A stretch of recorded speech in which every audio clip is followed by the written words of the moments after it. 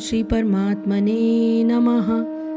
यह अंतः सुखः अंतः आराम तथा अंतः ज्योतिः एव यः सहयोगी ब्रह्म निर्वाणम ब्रह्मभूतः अधिगच्छति।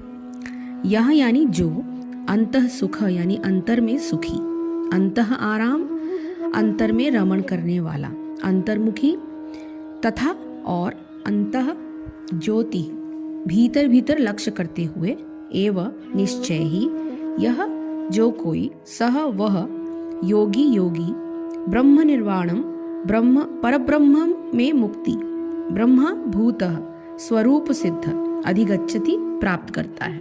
जो अंतःकरण में सुख का अनुभव करता है, जो कर्मठ है और अंतःकरण में ही रमण करता है तथा जिसका लक्ष्य अंतर्मुखी होता है, वो सचमुच पूर्ण योगी है। वह परब्रह्म में मुक्ति पाता है और अंतत गोतवा ब्रह्म को ही प्राप्त होता है। इसका तात्पर्य यह है कि जब तक मनुष्य अपने अंतःकरण में सुख का अनुभव नहीं करता, तब तक भला ब्रह्म सुख को प्राप्त कराने वाली बाह्य क्रियाओं से वो कैसे छूट सकता है। मुक्त पुरुष वास्तविक अनुभव द्वारा सुख भोगता है, अतः वो किसी भी स्थान में मौन भाव से बैठकर अंतःकरण में जीवन के कार्यकलापों का आनंद लेता है। ऐसा मुक्त पुरुष कभी बाह्य भौतिक सुख की कामना नहीं करता। यह अवस्था ब्रह्मभूत कहलाती है, जिसे प्राप्त करने पर भगवत धाम जाना निश्चित है। इसमें बताया गया है कि जो मनुष्य केवल अंतरात्मा में सुख वाला और अंतरात्मा में रमण करने वाला तथा जिसका अंतःकरण ज्ञान के प्रकाश से ज्योति वाला है, वह ब्रह्म में अपनी अविचल स्थिति का अनुभव करने वाली योगी शांत अर्थात निर्वाण ब्रह्म को प्राप्त हो जाता है। अंतः सुख अंतराम अंतर ज्योति योगी की उपलब्धि क्या है, इसको बताते हुए थोड़ा सा इसको और आगे समझते हैं। इस श्लोक की पहली पंक्ति में ऐसे योगी की 3 विशेषताएं बताई जाती हैं। अंतः सुख, इस प्रकार का योगी प्रकृति से उत्पन्न होने वाले पदार्थों में किंचित भी सुख का भाव नहीं रखता। नित्य परिवर्तनशील होने के कारण ऐसे पदार्थ कदापि सुख प्रदान नहीं कर सकते। उनमें सुख की प्रतीति इसलिए होती है क्योंकि उनके प्राप्त न होने तक चित्त चंचल रहता है। चित्त की चंचलता मनुष्य की उस आनंद रूपता को ढक देती है जो उसके आत्मा का स्वरूप ही है। पदार्थ की प्राप्ति पर चित्त की चंचलता थोड़े समय के लिए शांत हो जाती है और अंतरात्मा का आनंद प्रकट होकर ऐसा आभास देता है कि प्राप्त पदार्थ सुख देने वाला है।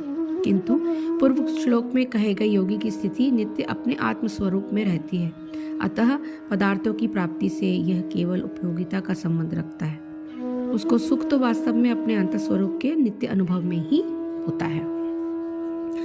दूसरा है अंतराराम, आत्मस्वरूप के नित्य अनुभव के कारण होने वाले सुख ऐसे योगी की चित्त में शरीर अथवा मन के किसी भी प्रकार की थकान का अनुभव नहीं होने देता। यही ऐसे योगी का अंतराराम होना होता है। अंतः ज्योति ही, ऐसे योगी का चित्त नित्य ही अंतरात्मा के ज्ञान के प्रकाश से आलोकित रहता है। बाहरी वस्तुओं की रमणीयता का प्रकाश उसकी दृष्टि में फीका और सारहीन होता है, इसलिए उसे अंतः ज्योति कहा गया है। श्लोक की दूसरी पंक्ति में बताया गया है कि ऐसे योगी को ब्रह्म निर्माण की प्राप्ति होकर ब्रह्मभूत अर्थात ब्रह्म स्वरूप हो जाने का नित्य अनुभव रहता है।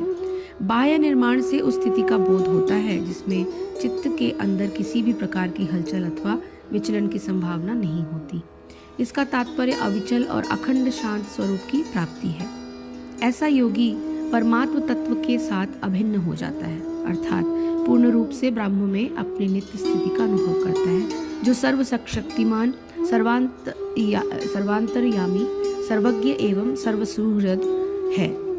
यही उसका ब्रह्मभूत हो जाना होता है। श्लोक संख्या पिछले अध्याय श्लोकों से 17 से 26 तक मुख्यतः सांख्य योगी द्वारा क्रम से प्राप्त सिद्धि अथवा उनकी अवस्था का वर्णन किया जा रहा है। साधन की पूर्णता में जो स्थिति उनकी होती है, वही स्थिति कर्मयोग का साधन करने वाले की भी होती है।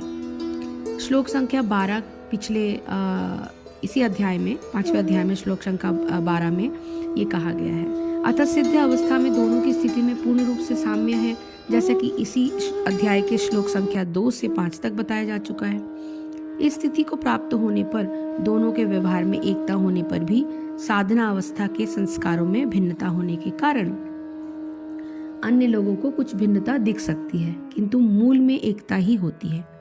सिद्ध योगियों का व्यवहार कैसा होता है, इसका संकेत करते हुए भगवान अब इस श्लोक में आगे के श्लोकों का वर्णन करेंगे। हरिओम तत्सत, हरिओम तत्सत, हरिओम तत्सत। जय श्री कृष्णा, जय गुरुदेव।